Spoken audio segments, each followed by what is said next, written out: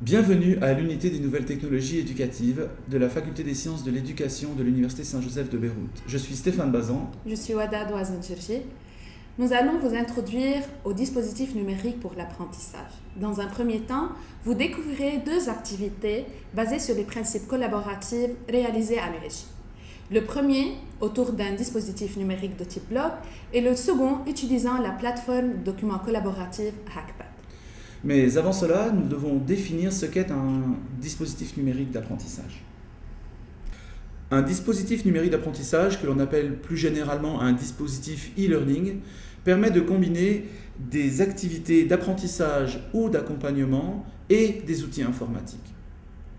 Les activités qui peuvent être proposées dans un dispositif numérique pour l'apprentissage sont les mêmes que celles proposées dans l'enseignement classique.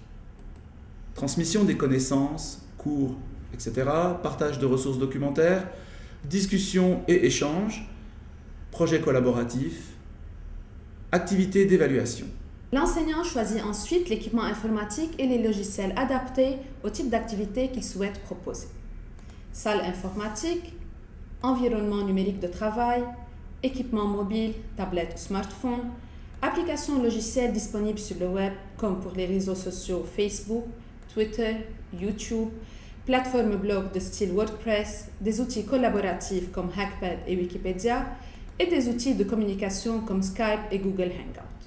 Voici un aperçu des activités collaboratives réalisées en 2013 à l'Université Saint-Joseph. Nous allons prendre deux exemples. Tout d'abord, le blog Mosaïque, réalisé par les étudiants de master de l'école de traducteurs et d'interprètes de Beyrouth. Le logiciel choisi pour ce dispositif est la plateforme de blog WordPress, qui est mise à disposition des enseignants et des institutions de l'Université Saint-Joseph.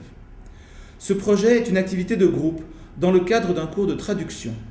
Les étudiants doivent rédiger des contributions autour de lecture de textes en langue étrangère et les regrouper de façon thématique sur un site web. Les étudiants sont évalués selon la qualité de leurs contributions, les illustrations et références utilisées. De plus, une note est attribuée à la cohérence des contenus et à l'organisation collaborative du site. Ce projet est publié sur le web et chaque année, une nouvelle promotion contribue à alimenter en contenu le site Mosaïque.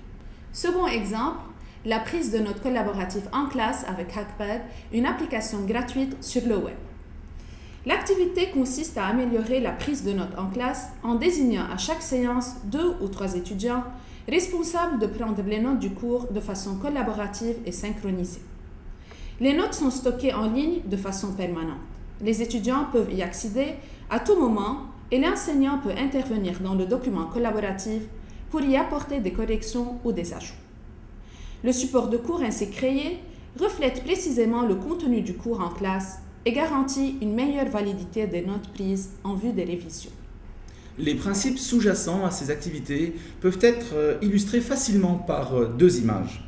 Cette première image montre que la technologie n'est pas une finalité en soi, mais qu'elle introduit de vrais changements dans la pratique pédagogique et demande de repenser à la fois les objectifs, le contenu et la méthodologie suivie par l'activité que l'on souhaite mettre en place. Ce second schéma montre la différence entre un dispositif e-learning 1.0 qui ne prévoyait pas ou peu d'interactivité et l'organisation d'un dispositif e-learning 2.0 qui lui est interactif, participatif et place l'étudiant au centre de l'activité.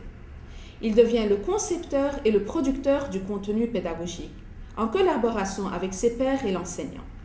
Et l'étudiant utilise les ressources du web pour construire son savoir en réseau. Pour mettre en place un dispositif numérique d'apprentissage, nous vous proposons de suivre les étapes suivantes pour chaque activité. Définir avant tout les résultats attendus de l'apprentissage. Produire des séquences pédagogiques sous la forme d'un scénario. Choisir les modalités de l'interaction entre enseignants et entre apprenants eux-mêmes. Préciser les conditions de l'accompagnement. Choisir les outils matériels ou logiciels utilisés. Décider de la forme et du mode de livraison des ressources pédagogiques et préciser les conditions d'évaluation et les consignes à respecter par l'étudiant. Nous terminons cette séquence par quelques conseils pour bien réussir son dispositif et ses activités. Avant tout, l'enseignant doit parfaitement maîtriser l'outil qu'il choisit et surtout bien vérifier les conditions d'utilisation et de partage des contenus. L'enseignant doit également assurer que son dispositif fonctionne dans des conditions optimales sur le plan technique, sécurité, permanence du dispositif, présence d'un support technique. Il est aussi prudent de bien expliquer aux étudiants, dans le cadre d'un projet collaboratif en ligne, qu'il est impératif de ne pas mélanger le contenu personnel et les contenus produits ou partagés dans le cadre du projet collaboratif. Pour les apprenants, les plateformes sociales sont souvent assimilées à une activité ludique, personnelle et rarement éducative.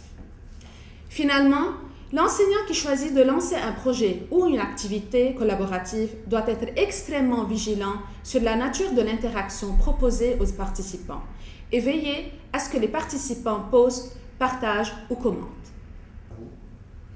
Nous vous remercions pour votre attention et vous pourrez retrouver toutes les informations sur ces pratiques sur notre site internet, notre page Facebook et notre compte Twitter. À bientôt. Bye.